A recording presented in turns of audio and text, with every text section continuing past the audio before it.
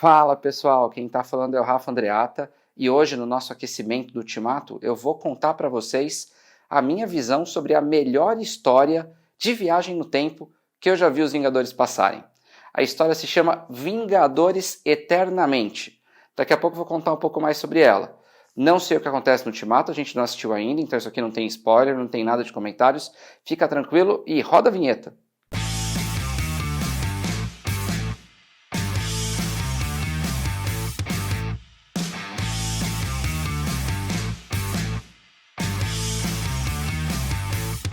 Bom, se você clicou aqui por algum anúncio, se você não conhece muita gente, saiba que o meu objetivo especificamente nesse vídeo aqui é tentar criar um amor um pouco maior sobre os quadrinhos em vocês.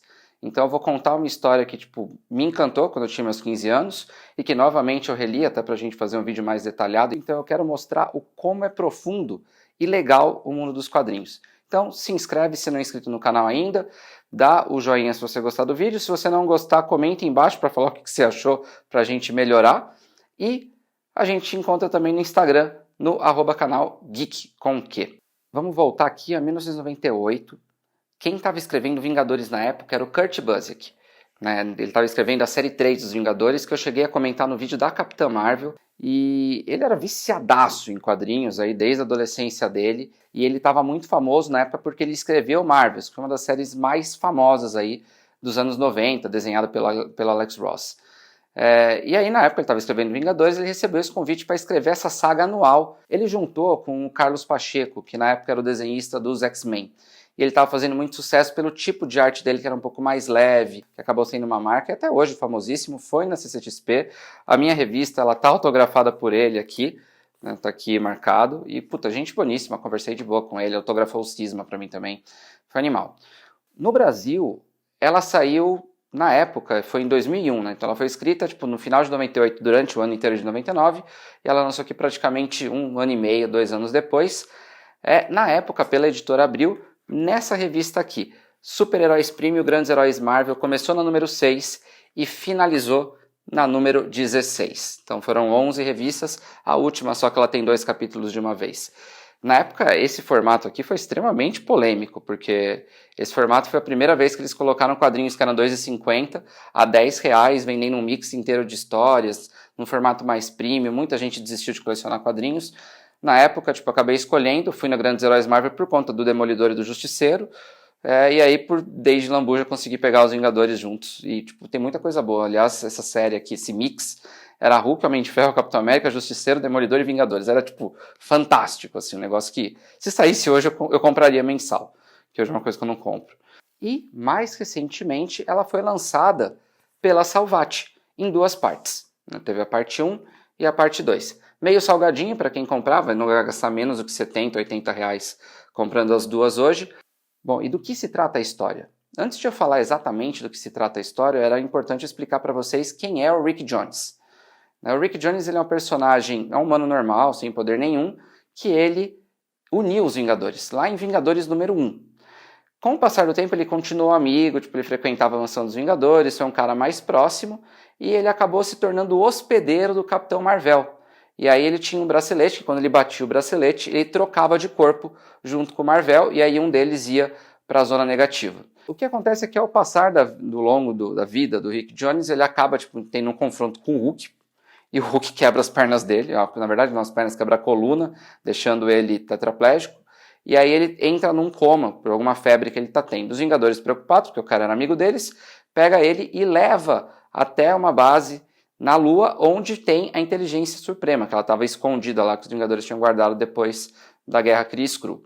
Aí, na hora que eles estão ali no meio do bolo, um cara chamado Immortus envia um monstrão chamado Tempus para ir lá e matar o Rick Jones. Para explicar por que isso estava acontecendo, a gente vai ter que começar a entrar na história da Marvel. E essa é a parte que é legal dos Vingadores Eternamente. Você precisa de um conteúdo adicional legal para você absorver mais coisas das revistas.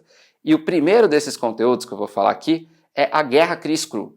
Então eu vou citar rapidinho um pouco da minha visão da Guerra Kree-Skrull, que vocês conseguem achar pela Salvat. Então ela foi publicada recentemente no Brasil. O que foi a Guerra Kree-Skrull? Os Krees é um povo muito guerreiro e os Skrulls são transmorfos. eles brigam, são inimigos antagônicos desde que a história existe praticamente. Os dois povos, né, eles querem dominar a Terra porque a Terra é um ponto estratégico, como se fosse, se você pegasse na época da Guerra Fria, uma Cuba.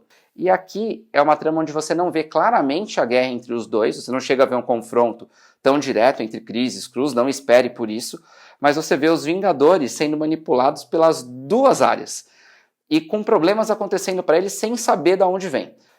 E no final da história, para você conseguir resolver parte dos problemas, o Rick Jones, que queira ou não, ele tem a troca lá com o Capitão Marvel, que é um Kree, ele acaba sendo o cara-chave a resolver essa guerra, porque ele solta um negócio que eles falam de força de destino, que antigamente é traduzido força do destino e hoje só força do destino.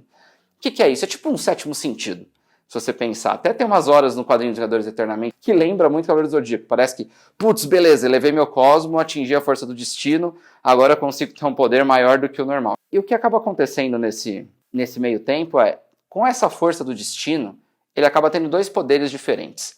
Um, ele paralisa os Skrulls, e no outro ele consegue invocar os invasores, que é o grupo antes dos Vingadores, que tinha Capitão América, o Namor, Tocha Humana original. Ele invoca os caras e os caras acabam meio que ganhando dos Krees ali e tipo, putz, o Rick Jones foi o cara.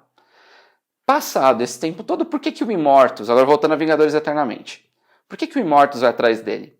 Essa força destino que apareceu no Rick Jones, ela foi responsável num futuro muito longínquo por criar uma força muito grande nos Vingadores, e os Vingadores dominam o universo.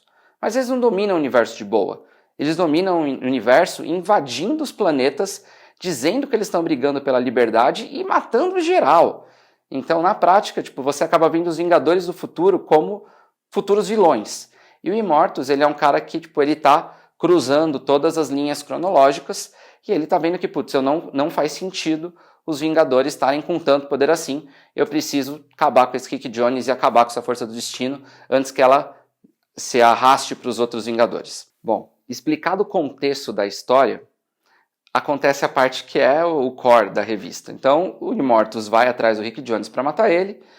O Rick Jones meio que acorda do coma, ele tá junto da inteligência suprema Kree, e aí na hora, ele consegue novamente usar a força destino para invocar Vingadores aleatórios do passado, presente e futuro. E é aí que a mágica acontece, porque ele cria um grupo que ninguém ia imaginar, porque é um grupo muito meia boca. Dos personagens que ele invoca, vamos começar falando do Jaqueta Amarela e um pouco da revista que inspirou a vinda desse personagem. Essa revista foi Vingadores 59, que no Brasil foi publicado lá atrás em Heróis da TV, mas também foi publicada recentemente de duas formas, tanto pela coleção histórica Marvel Vingadores número 4, quanto aqui pela saga da Salvati, O Nascimento de Ultron. Aqui em ambas você consegue pegar toda essa criação, toda essa saída do Hank Pym para o Jaqueta Amarela. O que tem nesse Jaqueta Amarela que é muito diferente do normal? Ele acha que o Hank Pym não existe. Ele acha que o Hank Pym é ele não sou eu sou um cara totalmente diferente, ele é um cara porra louca pra caramba, ele tem problema mental, ele não é um cara de grupo. Na sequência ele chama o Gavião Arqueiro, que foi o Gavião Arqueiro pós-Guerra Kree-Skrull, então mais um motivo aí para vocês estarem lendo a Guerra Kree-Skrull. Só que naquela época o Gavião Arqueiro não era o Gavião Arqueiro, ele era o Golias.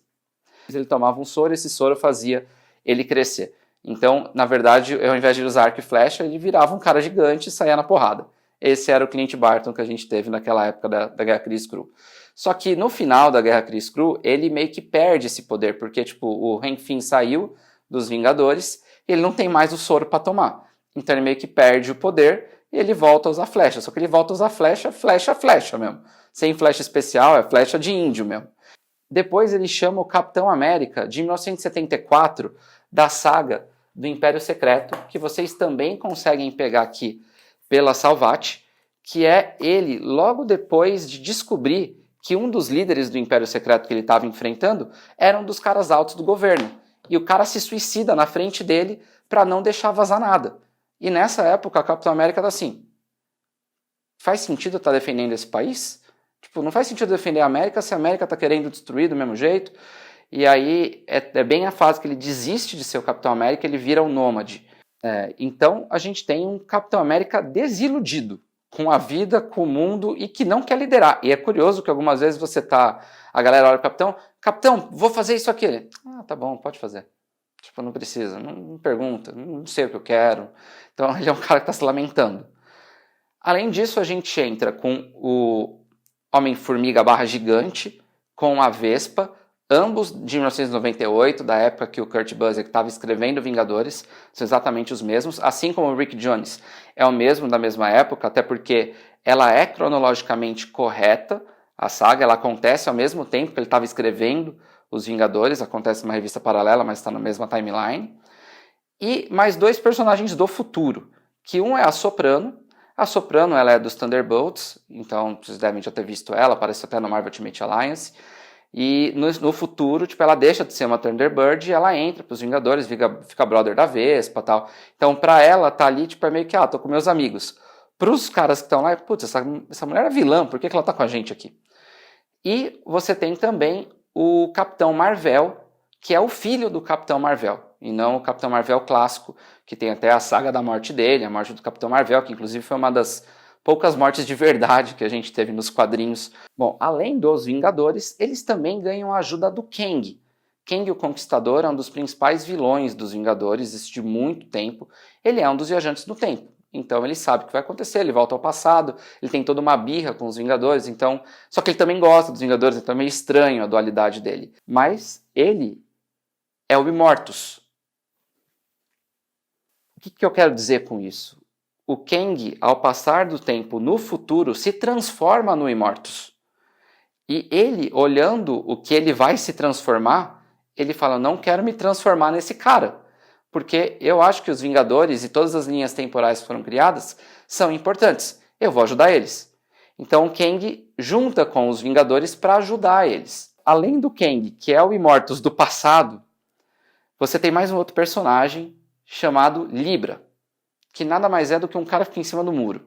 Então ele fica, quem está ganhando? Você está ganhando, preciso ajudar o que está perdendo. Então esse é o sentido do personagem. Então se os Vingadores estiverem perdendo, ele vai ajudar e vice-versa. Bom, e na história você acaba vendo, né, os Vingadores tentando entender por que eles foram invocados, né, eles sabem que eles têm que proteger o Rick Jones, mas eles querem entender por que, né, junto com o Kang, que o Immortus está atrás deles. E aí eles, cada um viaja para uma época, tem um monte de aventurinha paralela, até que eles entendem que o Immortus soltou vários fantasmas espaciais. E na captura de um desses, o fantasma acaba contando a geral do plano do Immortus, né, e fala que na verdade o Immortus está sendo manipulado pelos Guardiões do Tempo, que são seres que foram criados para você manter a ordem temporal, e esses seres veem os Vingadores como um risco para a ordem temporal. Falando em ordem temporal e viagem no tempo, tem uma lição muito importante que esse quadrinho traz, que eu acho que outros também trazem, mas aqui fica bem claro na fala do Kang, que vocês não estão lendo aí na tela. Ele fala que você não consegue, na viagem do tempo, arrumar o passado. Toda vez que você viaja no tempo e você muda um acontecimento, você cria uma nova linha temporal. Então, esse é o conceito básico de linhas temporais. Então, existem diversas linhas temporais. E o que os Vingadores descobrem é que eles foram responsáveis por dominar o universo em 42% das linhas temporais. E o que os Guardiões do Tempo querem é matar esses 42% das linhas. Falar, galera, vocês não vão dominar o universo de jeito nenhum, tá aqui, tô cortando todas elas. Só que o problema é que você tira a liberdade de tudo o que aconteceu em todas essas linhas. Então, tanto o Kang quanto os Vingadores entendem que eles têm que defender essa quantidade de linhas temporais que a gente tem. Enquanto os fantasmas espaciais estão explicando para os Vingadores o que aconteceu para o Immortus tomar as decisões que ele tomou e quais foram os momentos chaves da história dos Vingadores que ele tentou interferir de certo modo para evitar que isso acontecesse, você acaba entendendo que, o Immortus não quer necessariamente matar os Vingadores, ele quer tentar dar um jeito de direcionar para não acontecer os eventos que vão fazer os Vingadores se tornarem aí os dominadores do universo. E do mesmo jeito que isso acontece, o Kang também tem um capítulo só dele, onde ele conta toda a história dele.